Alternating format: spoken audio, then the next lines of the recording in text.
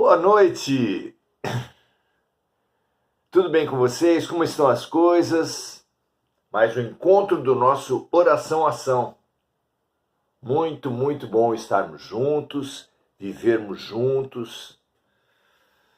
Não sabemos o que vamos viver, mas um dos fatores fundamentais para a resiliência, para atravessarmos bem os desafios, as situações difíceis, é, sem dúvida, a network, como dizem os ingleses, os americanos, a rede de relações, como diríamos nós. Quem tem padrinho não morre pagão, quem tem amigos sempre tem para onde correr. Fundamental, maravilhoso que nós estejamos optando aqui e quem sabe em outros ambientes também por formar redes. É de grande sabedoria. Parabéns para nós. Redes assim na terra como no céu. Muito bom. Outro fator fundamental, que é o que nós trataremos hoje, é a atitude, o olhar. A filosofia fala da epistemologia, que é a maneira com a qual nós vemos as coisas. Preocupamos-nos demais, inclusive pela intuição, pela certeza talvez de que eventos importantes, desafiadores acontecerão, com o que será, o que vai acontecer, quando vai acontecer. Essa é a grande preocupação, pode-se dizer, de todos nós.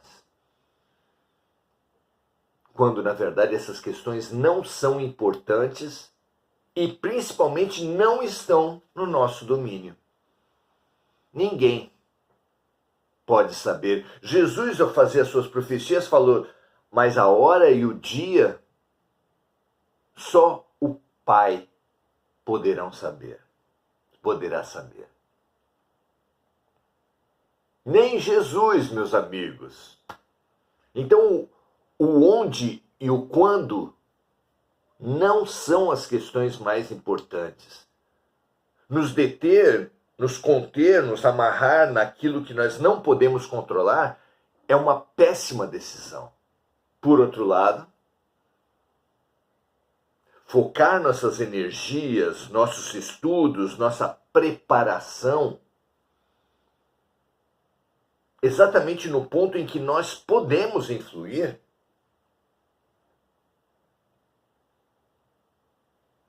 é muito sábio. E se os fatos, se o onde e quando dos fatos não nos é dado conhecer, se o onde e o quando dos fatos não era dado nem a Jesus conhecer, e eu tenho uma explicação para isso, parece lógico, que se existe o livre-arbítrio, porque Deus é amor e o amor verdadeiro e profundo só pode amar em liberdade, não pode haver uma previsão exata, porque o futuro está sendo constantemente construído pela nossa liberdade, pelas nossas decisões. Não parece lógico para vocês?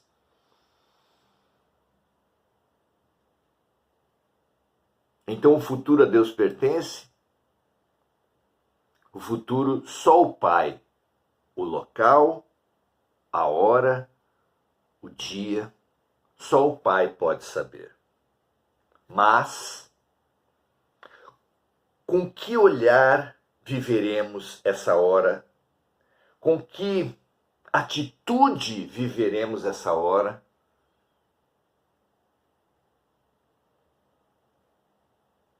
Essas duas ferramentas, olhar e atitude,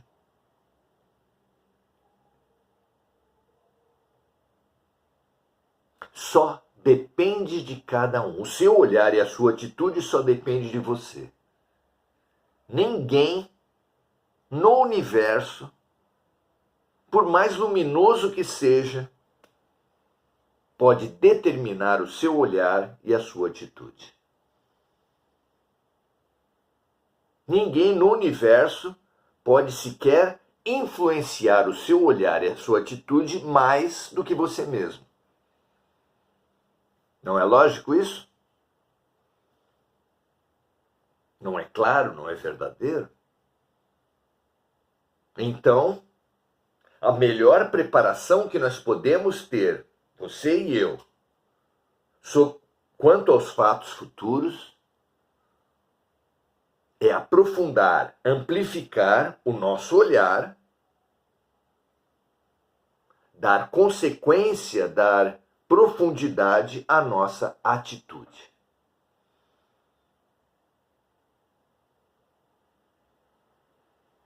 A compreensão, quanto mais ampla e mais profunda, multiplica a nossa capacidade de êxito, de boa avaliação. As empresas, quando vão fazer planejamentos, imaginam cenários, imaginam as visões sobre esse cenário. Claro. Sobre as crises, por exemplo, há uma história que eu, pela falta de conhecimento do idioma japonês, não posso falar se é verdade ou se é uma história de internet, mas se é só uma história, é muito boa. Conta-se que o ideograma japonês para a crise junta duas ideias, como é comum acontecer nos ideogramas japoneses. Juntam duas ideias para formar uma terceira. Crise, para os japoneses, segundo essa história, seria a junção da ideia da dificuldade com a ideia da oportunidade. E sabem muito bem os investidores que a cada crise, para aqueles que conseguirem superar a paralisia típica humana de paralisar-se na dificuldade, enxergarão a oportunidade. Não é para qualquer um. Por isso, poucos são os agentes econômicos, os investidores, que crescem nas crises, mas crescem muito. E isso que acontece no campo econômico, financeiro, também acontece no campo espiritual. Precisamos desse olhar que veja a oportunidade no meio da dificuldade, que supere a revolta e a autocompaixão para fazer uma pergunta que é maravilhosa, que fixemos em nossa alma. Em vez de brigar por a vida não fazer as nossas vontades, peçamos com Jesus que seja feita a vontade de Deus. Em vez de brigar com a vida, ter pena de nós mesmos, façamos essa pergunta fundamental: o que Deus está querendo me ensinar com isso? Do que Deus está querendo me curar com isso? Deixamos de brigar com a vida, deixamos de remar contra a correnteza para perceber a correnteza, entender o movimento da vida, o ensinamento de Deus e remar a favor. Essa mudança faz o esforço inútil, que é remar contra a correnteza, transformar-se num esforço multiplicado, porque somos nós a favor do mundo.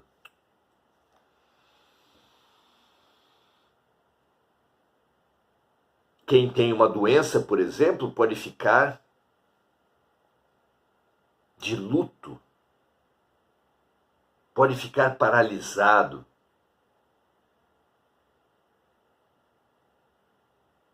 Mas, se aquele que compreender que a doença física É a manifestação de uma doença espiritual.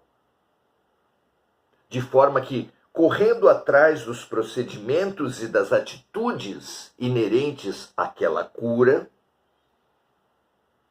física, procedemos a conquistas espirituais maravilhosas. Cito como exemplo, como assistente social judiciário que eu sou, o problema da infertilidade que nós encontramos tão comum entre os casais que querem adotar. E eu tive essa intuição, essa revelação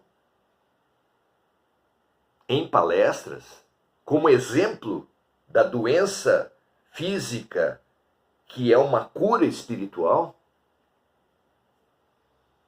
que inúmeros são os casais que negligenciam de alguma forma, que subvertem, que desprezam a paternidade e a maternidade em vidas passadas, e que nessa vida, correndo atrás dos tratamentos, das adoções, dia após dia, mês após mês, esperando e não conseguindo, vivendo a frustração, o adiamento, a angústia da não paternidade e da não maternidade, o valor da paternidade e da maternidade se reconstrói nessas almas.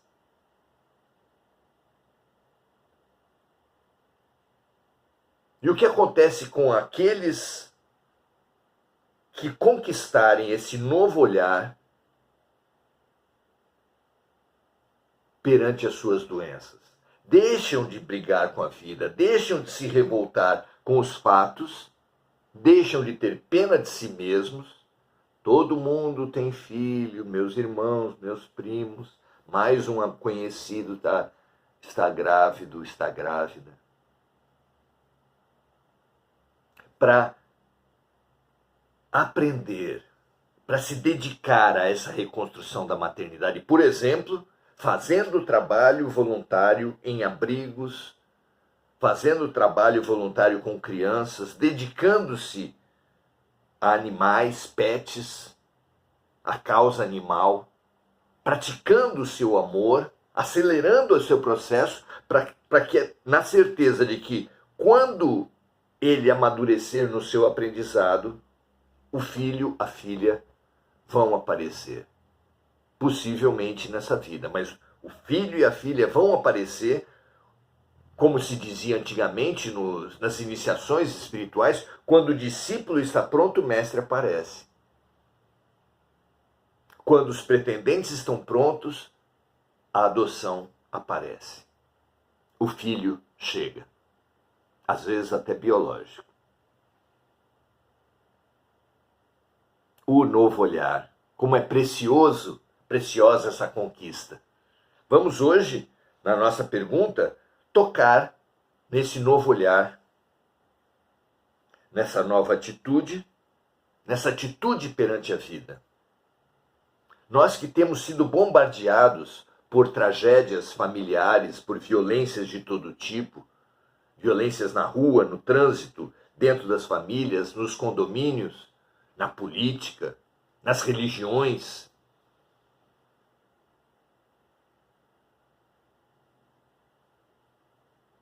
Que resultado esse bombardeamento tem causado nos nossos corações?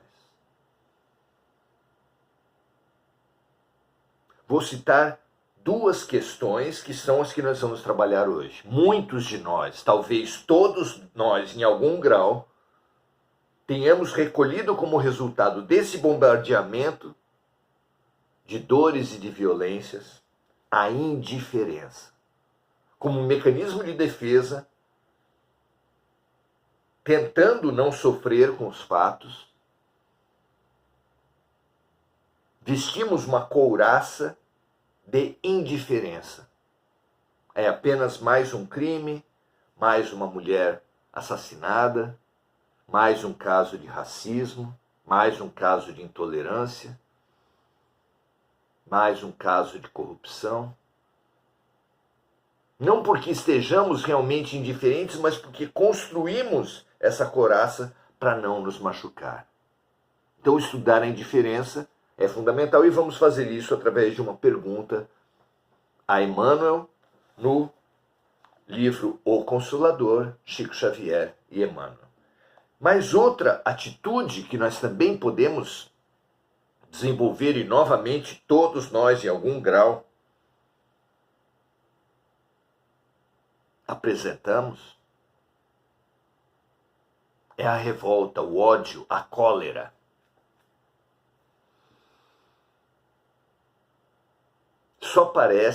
Só o observador muito superficial vai entender assim, que são atitudes antagônicas. Não. Todos nós, em algum grau, da sua própria maneira, apresentaremos indiferença e cólera. Como uma represa mal construída,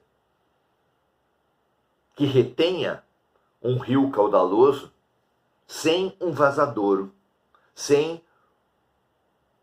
um aproveitamento dessa água retida para fazer luz, para irrigar, para dar curso ao rio. Simplesmente represar por represar. O que acontece? No período das chuvas, o nível de água sobe, ultrapassa, força a barragem, estoura a barragem. Então a indiferença, representada pelas águas contidas, gera a cólera, representada pelo estouro da barragem. São duas faces da mesma moeda, dois momentos de uma mesma dinâmica. Indiferença e cólera, então, não são sentimentos dos outros, mas são sentimentos nossos e do agora. Vocês não veem assim? Então vamos lá aos estudos. Questão 180. A indiferença nas manifestações de sensibilidade afetiva dentro dos processos de evolução da vida na Terra, nas horas de dor e de alegria. É atitude justificável como medida de vigilância espiritual, diríamos nós, como um mecanismo de defesa? A resposta curta de Emmanuel diz o seguinte: a indiferença que se traduz por cristalização dos sentimentos é sempre perigosa para a vida da alma.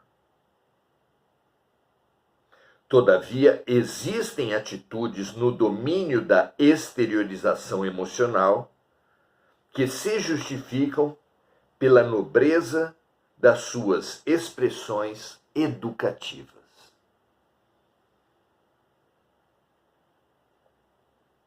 Dentro do nosso exemplo, como nós já falamos,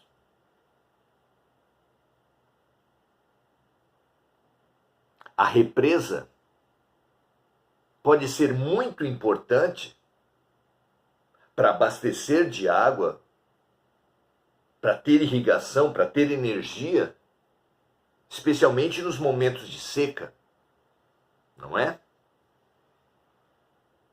Como a formiguinha que guardava folhas para o inverno, quando não haveria mais folhas para comer.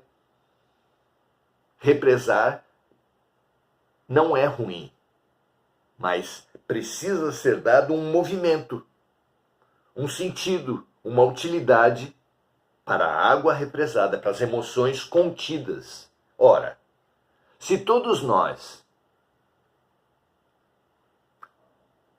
atacássemos quando sentíssemos desejo sexual, quando sentíssemos raiva de alguém, como ficaria a vida social? A vida social só é possível porque nós nos contemos. É óbvio, não é? Mas apenas se conter não é suficiente, não é bom, não é responsável. Os os mosteiros, os retiros, estão cheios de deturpações, inclusive sexuais trágicas. Perguntado sobre os eunucos no reino dos céus, uma passagem muito pouco conhecida, muito pouco estudada dos evangelhos, Jesus disse claramente, isso não é para qualquer um. O que queria dizer? O eunuco é aquele encarregado pelo sheik encarregado pelos cuidados com o harém. Para não representar uma ameaça ao sheik, o eunuco tinha cortado o seu saco escrotal, para que não houvesse mais a produção de hormônios e não tivesse mais ameaça ao sheik, pela falta do interesse sexual. Muitas vezes cortado no seu próprio órgão.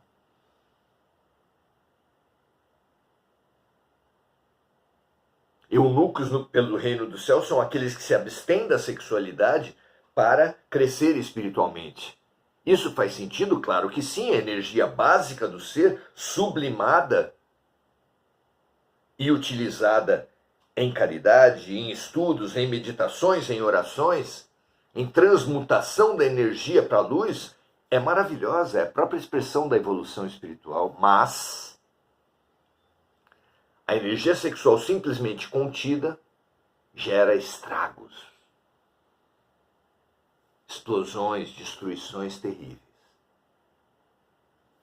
Voltando à resposta, a indiferença que se traduz por cristalização dos sentimentos é sempre perigosa para a vida da alma. Todavia, existem atitudes no domínio da exteriorização emocional que se justificam pela nobreza de suas expressões educativas. Cada um tire a sua própria conclusão. Conheça-se, contenha-se e sublime essa energia contida para a geração de luz. Muito bom. Questão número 181. Como entender o sentimento da cólera nos trâmites da vida humana? A cólera não resolve os problemas evolutivos e nada mais significa que um traço de recordação dos primórdios da vida humana em suas expressões mais grosseiras. Revolta é atirar gasolina no incêndio dos nossos próprios problemas. É o animal que, quando alguém pisa no rabo do cachorro, ele morde. Quando alguém pisa na cobra, ela ataca. Essa reatividade à vida é uma expressão, principalmente com agressão, com violência, com cólera, é uma expressão da animalidade. A cólera não resolve os problemas evolutivos e nada mais significa que um traço de recordação dos primórdios da vida humana em suas expressões mais grosseiras. Continua ele. A energia serena edifica sempre, na construção dos sentimentos purificadores. Mas a cólera impulsiva, nos seus movimentos atrabiliários, atabalhoados, é um vinho envenenado de cuja embriaguez a alma desperta sempre com o coração tocado de amargosos ressaibos. Emmanuel usa algumas palavras pouco usuais, mas é evidente, todas as expressões, há uma expressão saborosa em português que a pessoa, quando explode, quando atua, quando emerge do seu inconsciente o seu animal incontido, nós costumamos dizer, Cara, eu me desconheci. Explodiu, atuou, sem pensar. Quando isso ocorre, é um vinho envenenado de cuja embriaguez a alma desperta, sempre com o coração tocado de amargos arrependimentos, amargos remorsos. Às vezes acordamos só em outras vidas, já tendo sobre nós as almas amarguradas e agressivas, cobradoras, obsessoras, pelo dano causado pelas nossas explosões. Nessa vida mesmo perdemos amores, perdemos filhos, perdemos empregos pela cólera. Então hoje estudamos com a profundidade que nos foi possível a indiferença e a cólera, como dois parâmetros, dois extremos que devem ser evitados, emergindo para todos nós o caminho do meio. Já que a raiva bem direcionada nos faz atuar, nos indignarmos e atuar nos momentos de necessidade. Já que a passividade superada como extremo nos pode levar à aceitação. A aceitação dos fatos, que é base para buscarmos neles as lições e os remédios deixados por Deus. Analise e veja se faz sentido para você. Fujamos dos extremos. Nesses tempos de polarização, a imagem é extremamente sugestiva. Fujamos dos extremos, busquemos o caminho do meio, conquistemos a aceitação, que não a paralisia, que não a indiferença, e alcancemos também a coragem, que não a cólera. Muito bem. Mônica Silva, dando graças a Deus, Enir Cajazeira também, Marco Aurélio Trindade, dizendo ser lindo demais. Eu gostei muito do nosso momento de hoje, estimulo todos os amigos a compartilharem a atitude, a melhoria da nossa atitude, e o equilíbrio na nossa atitude é extremamente urgente para todos nós, para vivermos o que quer que a vida nos traga para viver. Avelino diz, para funcionar adequadamente e servindo da melhor forma, tanto a represa como nossos sentimentos. Comparação é rica, não é?